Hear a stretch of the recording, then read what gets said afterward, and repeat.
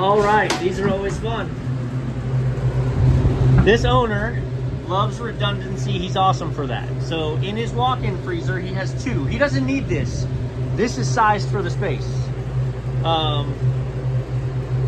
So this unit's running. It says it's 15 degrees. I think that's what it says. This unit's not running at all. It isn't a defrost. I can feel the heat coming off of that, so that's why that's off. They said last night, the guy who was here said she got up to 40 degrees and then it was okay. And then this afternoon, I got a call from the owner saying the box was like 50 degrees. And yeah, this is a freezer and this is super soft. They said they lost a bunch of ice cream products and novelty stuff. So, yeah, we are in a defrost for here, for sure.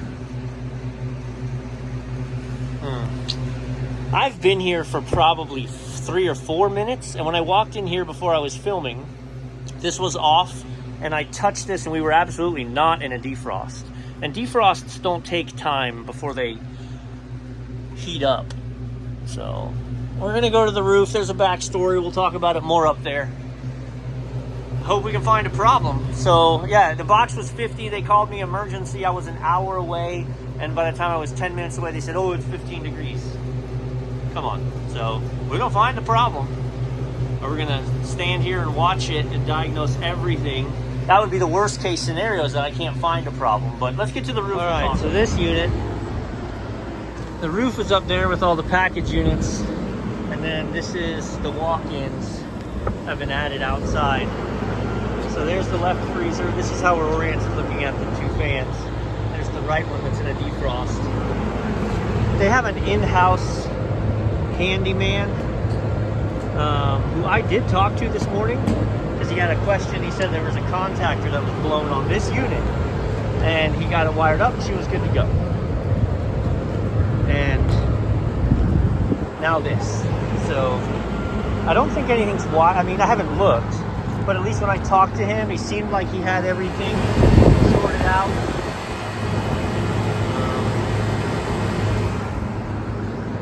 So let's open up the electronics and see if we can see anything funny business. Both of the fans are running, the coils are clean.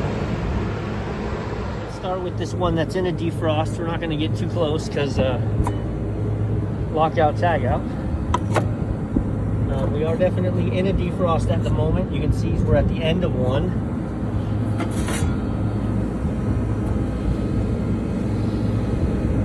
Looks like a nice shiny new contactor.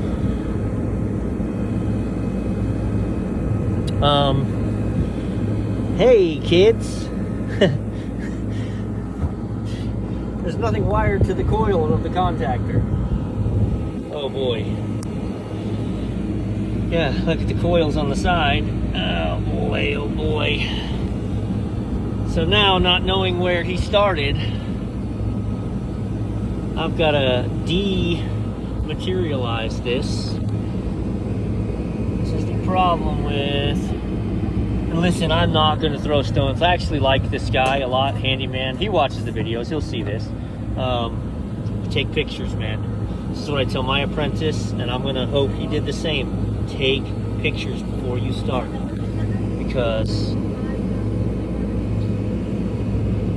Let's see. Let me even see what, make sure this is the right contactor. It's 240 volts, yep.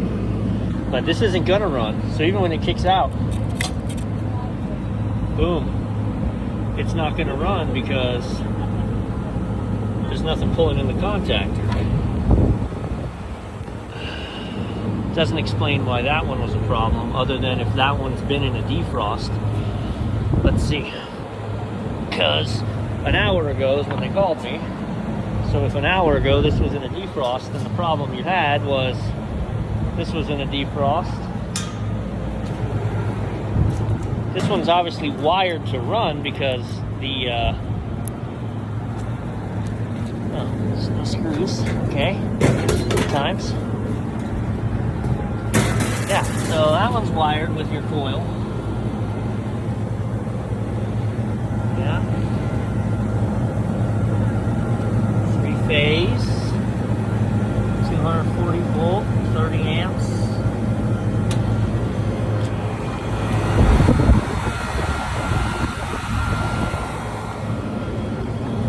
defrost clock inside on this guy? Hang on. Yeah, the defrost clock has got to be in the controller, which I hate those.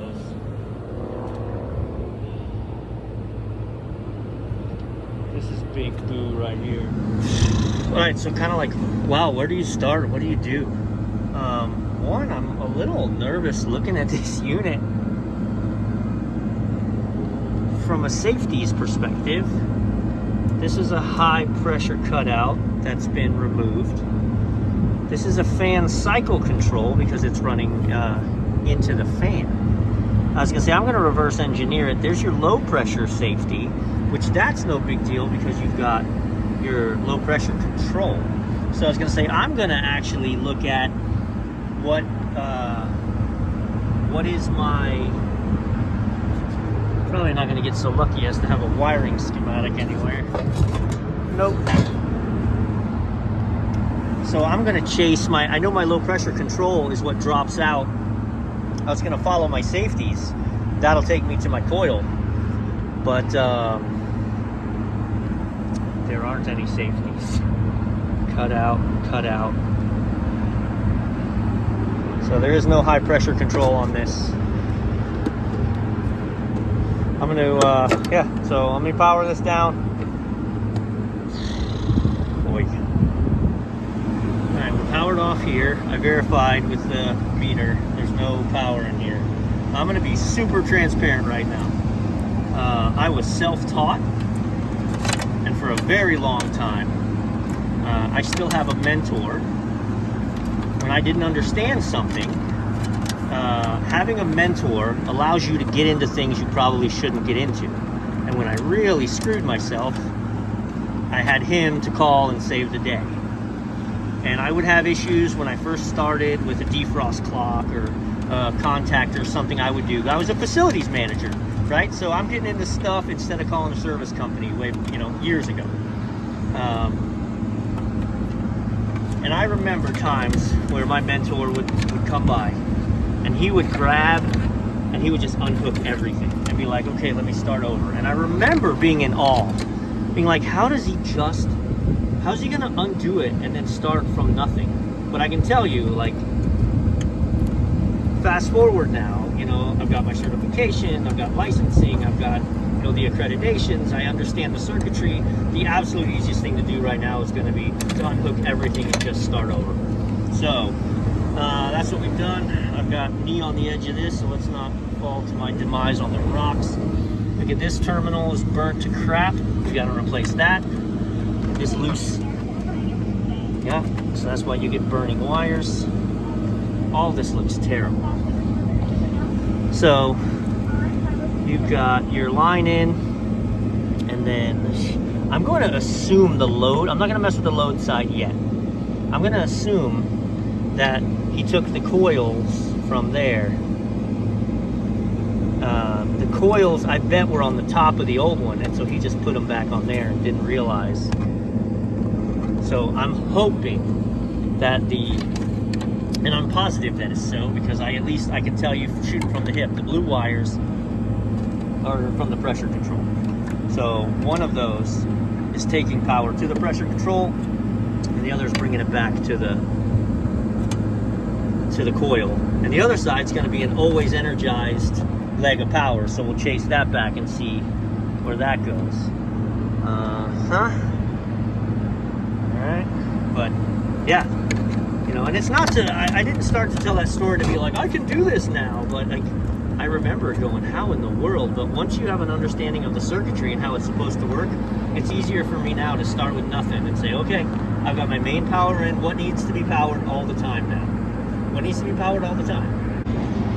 We've got one leg of power running. So we had both of them out, and that was running through this high pressure control. Okay, without a wiring schematic, here's what I'm going to go with. I got my 240 line in. These two red wires chased back. That's my crankcase here.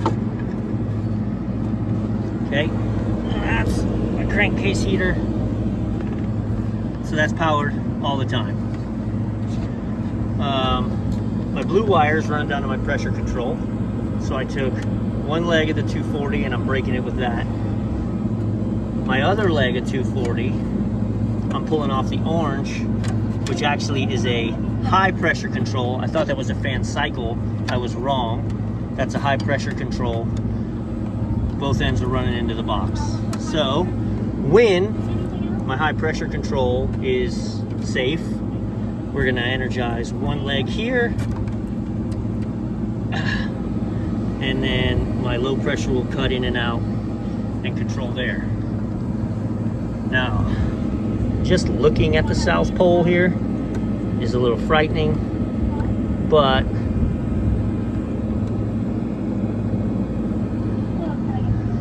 that's running to my one leg. So that black wire right there is one leg of my fans. The white wire is another leg of my fans. So where does that go? That runs back into a yellow wire, which runs back into this. Holy smokes. Which runs into this. I don't think the bottom's right either. Well, if something spectacular happens, I at least want you to see. I know the defrost works, so what I'm gonna do is I'm gonna turn that on. So regardless, the contactor doesn't try to kick on, although it might anyway. Now, all right, here we go. This is a real 3, 2, 1, don't, I'm gonna wait a second. And then this is a real 3, 2, 1, don't blow up. There's a vehicle just to my right watching what's going on.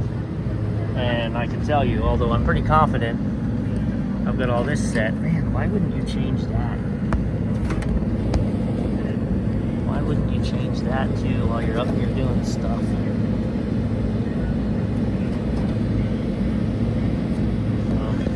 The second one's running like a champ, by the way. That one's been running. He's got 2 units.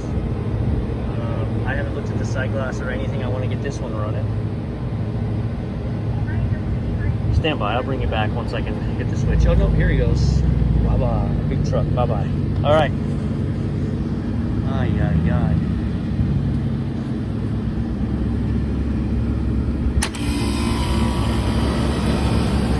Nailed it, baby.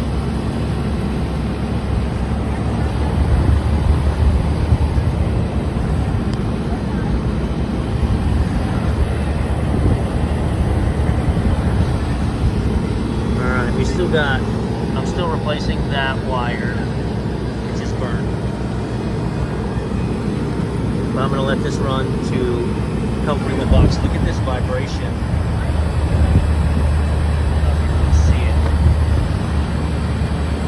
You'll see it here.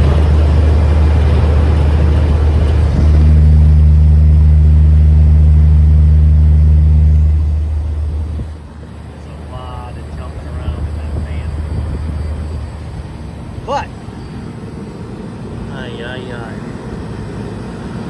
I mean, I'm a homegrown technician. I don't say that in throwing stones, other than in reflection. Let me go back, right? I used to say, I don't need to call somebody, I can do it. And then when I got stuck, right, I had to pay somebody to come bail me out. And now the shoe is completely different. An A for effort, but if he didn't understand that those terminals on the side were the coil and not the top, then we gotta, you know, it is what it is. Alright, we're gonna let this run. Let me go check the other one. Alright, looking at our second run.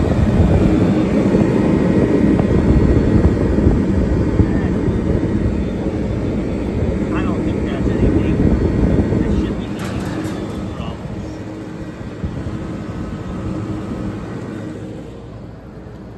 She just shut down.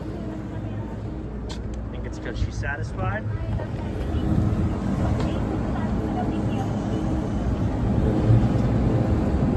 Let's go inside and check temps. Well, now we're -1. Let's see if this is off. Yeah. So that was off because it's satisfied. So I'm okay with that. So that unit's off because it's satisfied. So could it be that this unit was just down? This unit was definitely down. This unit, I don't see a reason other than if it went into a defrost and it doesn't have a proper defrost termination set up. This is a very peculiar one too, because look, I'm set for microfarads, you see it.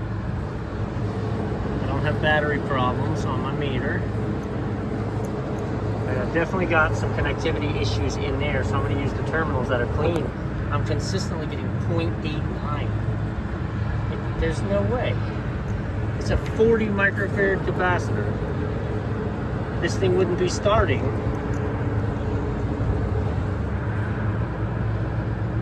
0.89. Yeah, I mean, no bueno.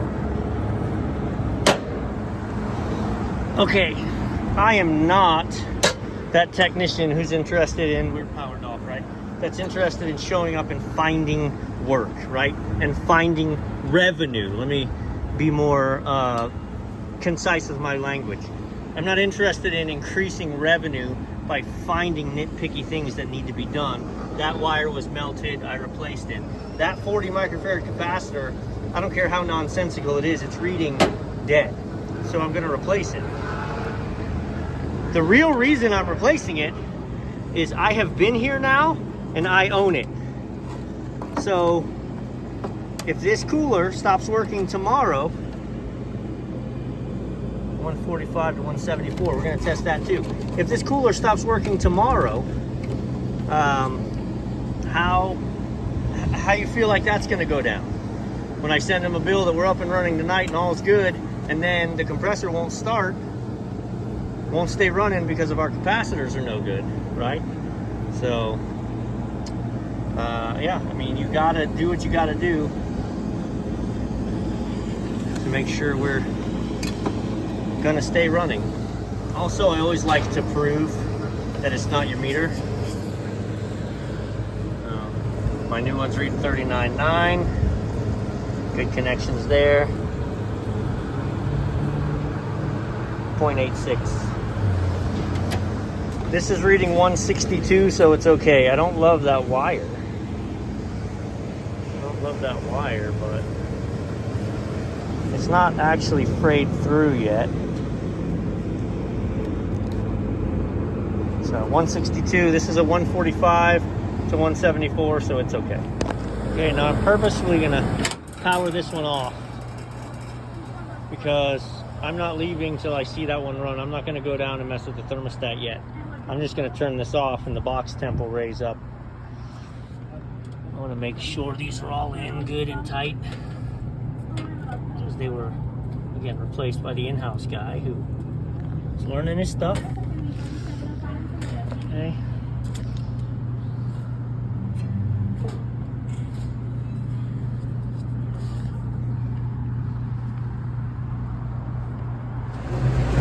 It looks like the winner is, this is our defrost termination on this box.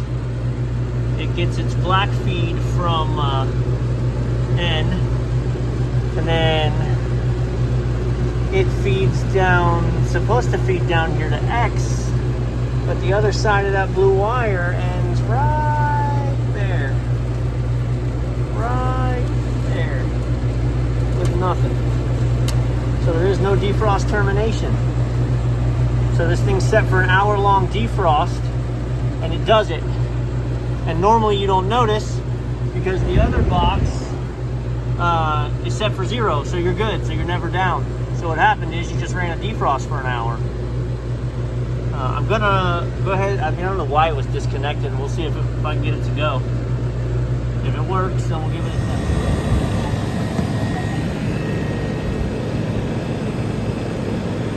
How deep you want to dive? This unit's also low on gas. That's not the primary, this is the secondary.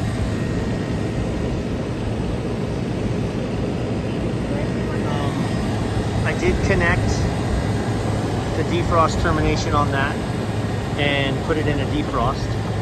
So we'll see if it kicks out. I may go in there and physically just warm up the bowl well, she's just satisfied. Beautiful.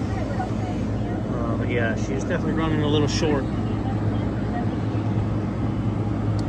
I'm not going to add gas to this because it was able to pull down. We'll circle around and talk to the owner. But with them both functioning now, yeah, that unit was going in a 1 hour defrost. I'm getting way too hot. And with this unit down, he lost the box. Well, you started by having the box lost because allegedly this one had a bad contactor this morning. And they stole a contactor out of this one to put in this one. And then went and got contactors to replace. So it's all kind of a mess. But we're up, we're cooling. Get my trash out of here. This old contactor. Hi there.